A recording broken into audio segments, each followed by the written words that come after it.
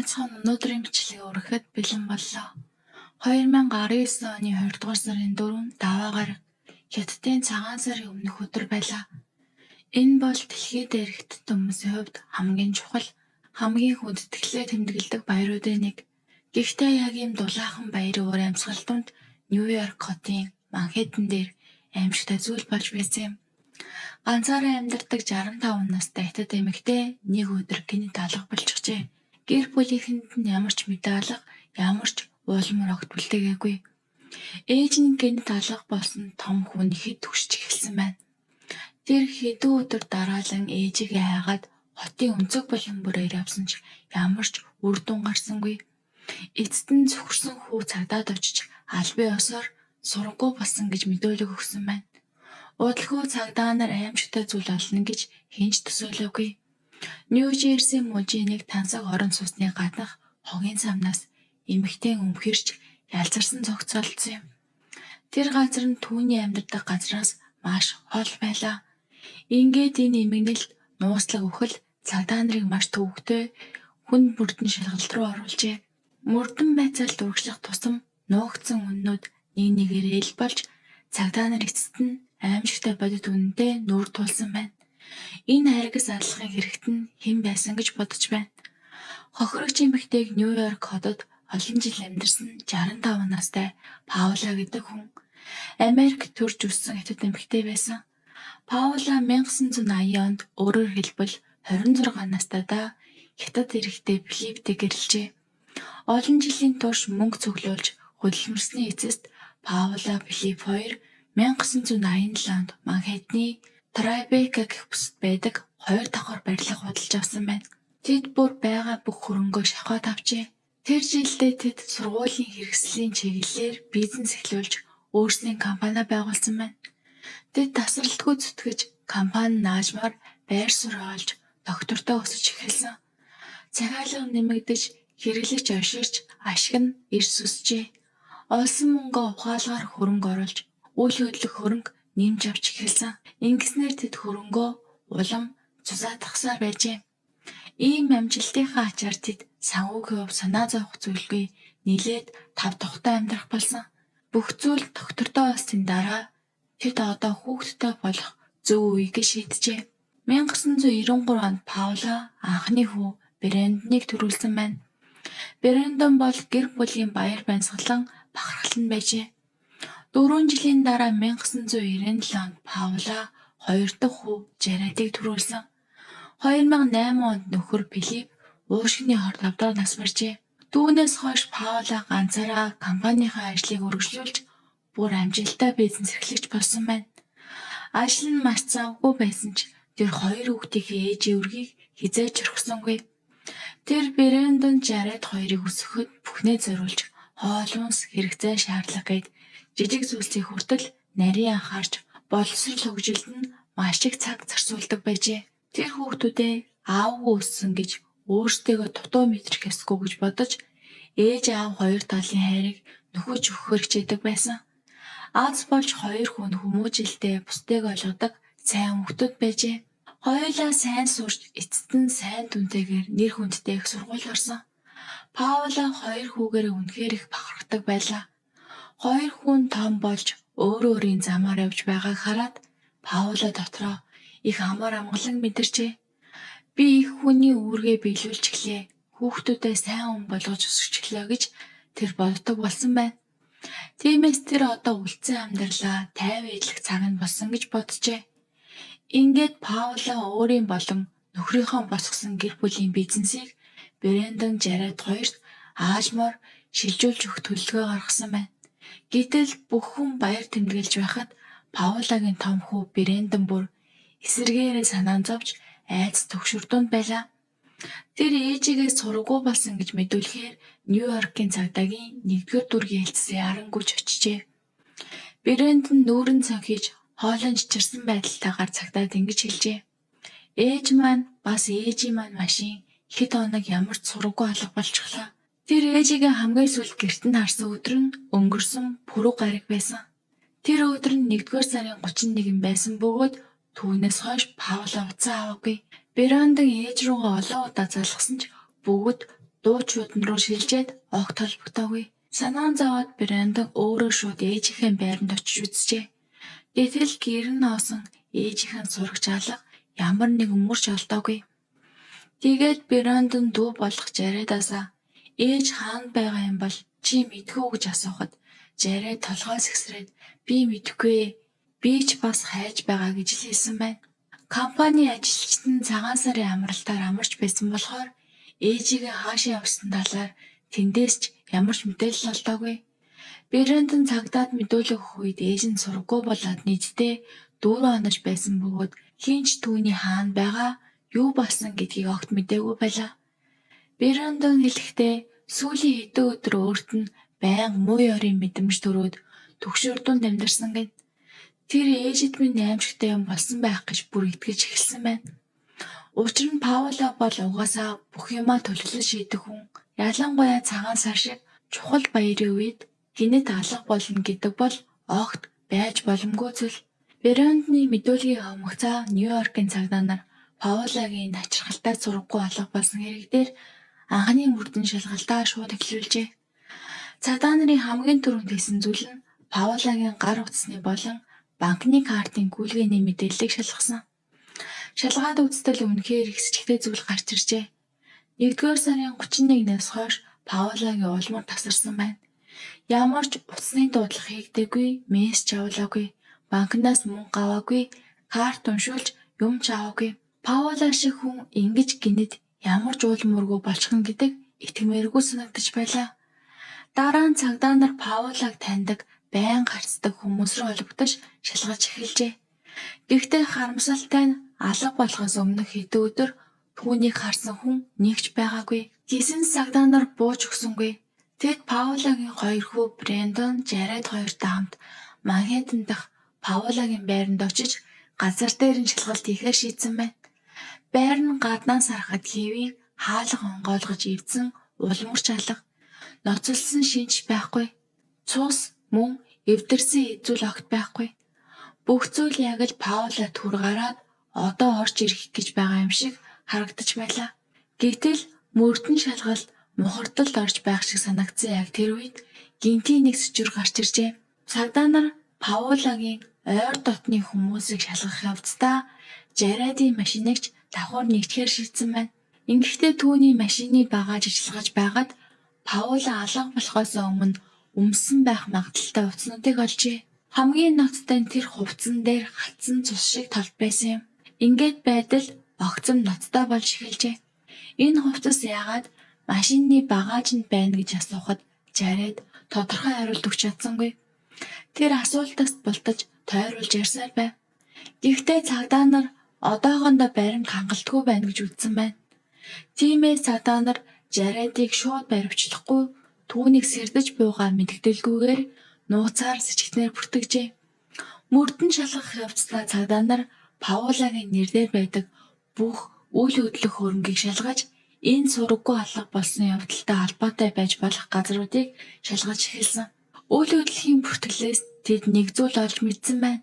Паула Манхэттны Тарабека дахь 2 давхар барилгаас гадна Нью-Жерсид бас тусдаа нэг байшин эзэмшдэг байжээ. Тэр байшин Морристоун гэдэг харьцангуй нангум хүн багтаа газар байрладаг байсан.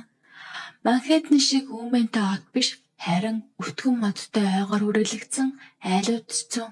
Цуглуулсан мэдээлэлээс харахад тэр байшин нь Паулагийн байнга амьдардаг гэр биш байв. Харин Паула амралтын өдөр баяраар эсвэл чимээгүй амарч тайвшрах хэрэгтэй үедээ хаяа очдог амралтын байшин маягийн газар байжээ. Тэр байшин жилийн ихэнх хугацаанд хоосон байдаг. Тогтмол очиж байдаг хүн барагч байхгүй. Яг энэ зүйл мөрдөгчдийн анхаарлыг шууд татсан байна. Тиймээс цагдаа нар Нью-Жерсид байгаа тэр байшин Паулагийн алга болсон явдалтай холбоотой чухал сэжвэр агуулж байж магадгүй гэж шууд сэжгэлжээ. Тэгээд тэд цаг алдалгүй Морристоун руу очиж шалгахаар төлөвлөсөн байна. 2019 оны 20 дугаар сарын 5-нд цагдаа нар албан ёсны нэгжлэгийн зөвшөөрөлтэй Морристоун дахь Паулагийн байшинд очижээ. Тэр өдөр цаг агаар хүтэн чигтэй байсан бөгөөд байшингийн оройд нэг ч хүн харагдсангүй. Гэхдээ цагдаа нар байшин руу орохоос өмнө нэг сонин зүйл тэдний нүдэнд туссан байна.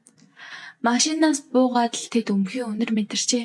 Тэр даруйдаал юм ноцтой байна гэж дотроо мэдрээд үнэрийн их үсэр их хурдан олж үнэрийг дагаад байшингийн гадаа байсан том хогийн цав руу очсон байна. Хогийн цавны тагийг нээтэл тэнд ахуйн хог биш харин нэг том аяны чандан бачин байдлаар чихээд исэн байсан. Чиндамыг нээтэл хар уудыг олон давхарлаж скотчоор сайтар боосон өмхирч ялзарч эхэлсэн цогцос болон бас цус болсон эрзэнэн байлиг байжээ.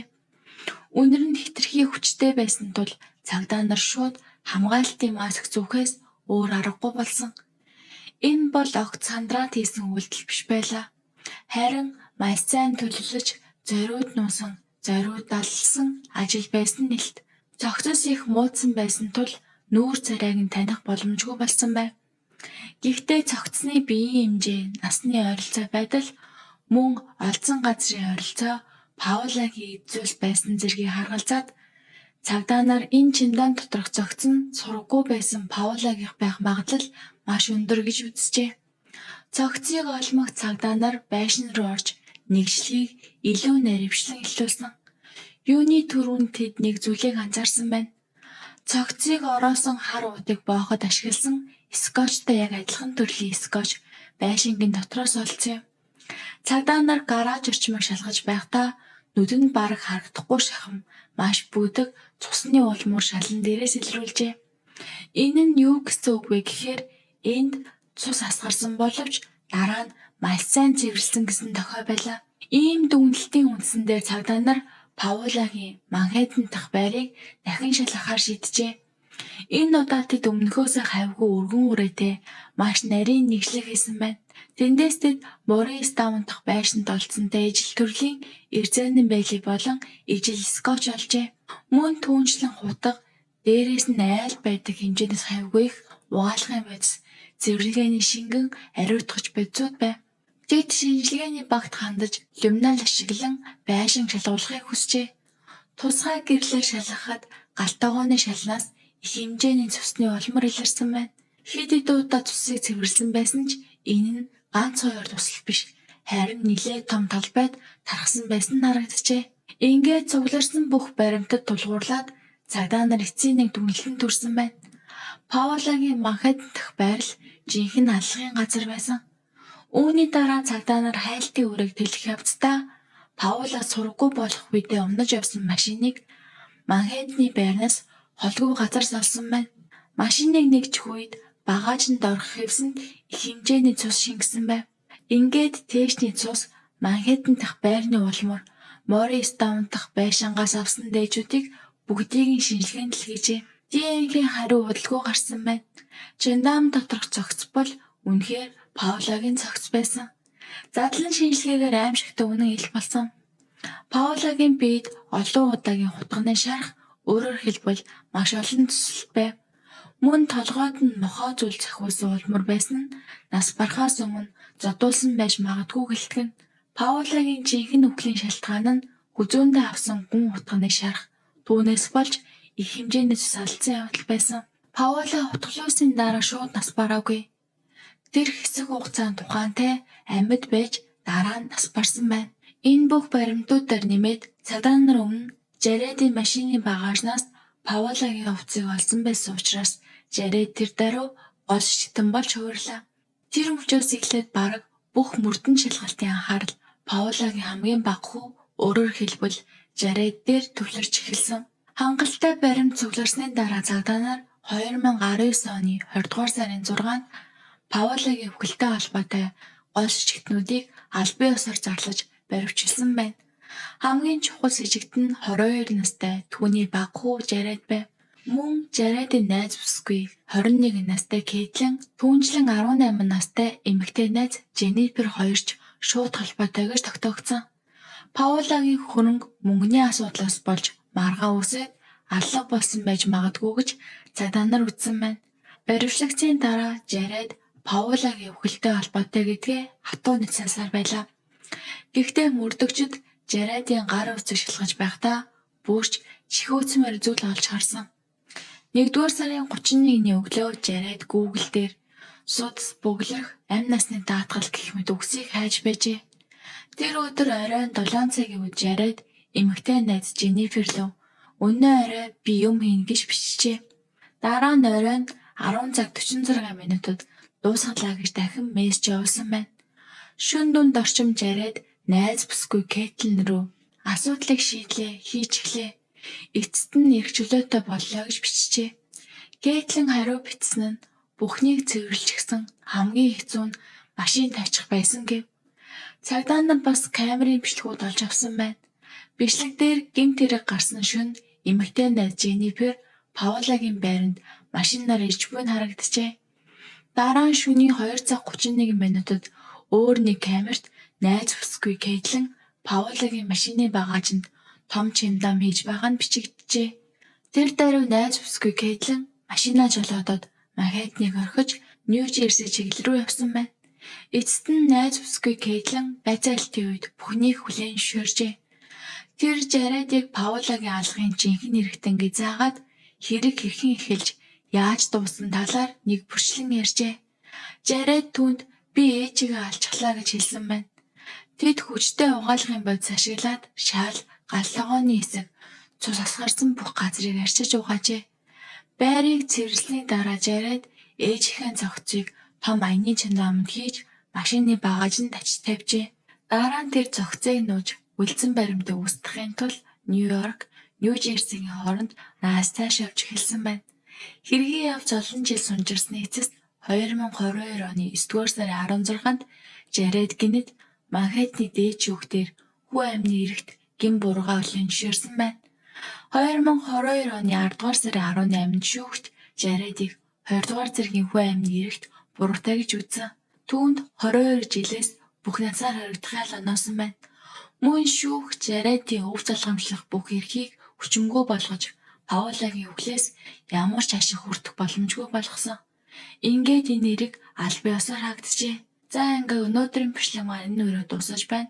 Та бүхэнд бичлэг маань таалагдсан бол лайк, саба заавал дараад өгөөрэй.